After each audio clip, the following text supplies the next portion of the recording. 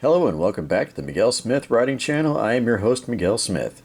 I want to thank you all for watching my last video about the equipment outfitting of the four men. Today I'm going to talk about Angelica Nocivo. She is of course the younger sister of Estrella Nocivo. Though she was not the first of his siblings I created, she is the one I began writing more extensively in the books first, so that's why I'm highlighting her now. She's had a few real-life inspirations over the years throughout her development, helped in no small part to some KMFDM cover art to influence some elements of her appearance. Though insofar concerning the framework of Angelica Nocivo, we're going to have to go back a bit further. I will first say that the prompt I needed to bring her out of the tertiary role to a more integral part of the lore was the movie Blue Steel.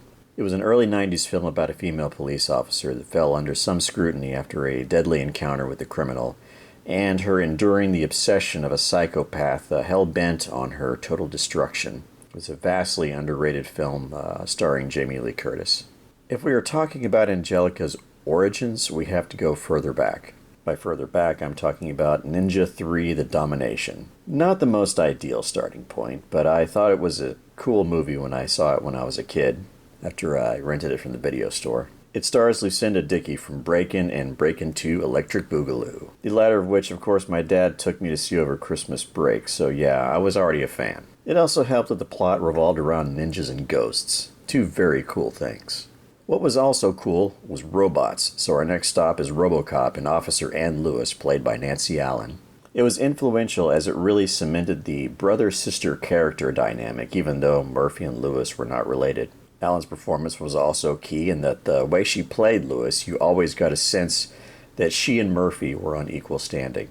The next in line is Clarice Starling in Silence of the Lambs, played by Jodie Foster. What I gained from this film wasn't so much the butt-kicking aspect, but more along the line of Blue Steel in terms of a protagonist that prevails through challenges despite their frailties and flaws.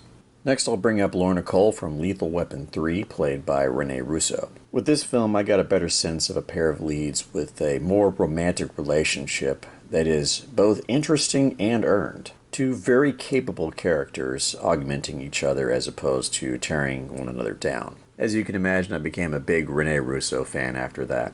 Lastly, I'll bring up the mid-90s film The Net, starring Sandra Bullock as Angela Bennett. You may be thinking that's where I got Angelica's name. You'd be wrong. She's actually named after Angelica Houston, who I knew from Ice Pirates. Anyhow, Bullock's character was another great example of a character caught up in circumstances well outside her wheelhouse, but leaning on her skills and playing to her strengths, she was able to win the day.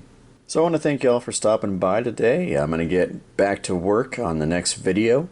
Until then, please enjoy all the others, and if you feel so inclined, check me out on Instagram and X. So, y'all take care and continue to have a great week.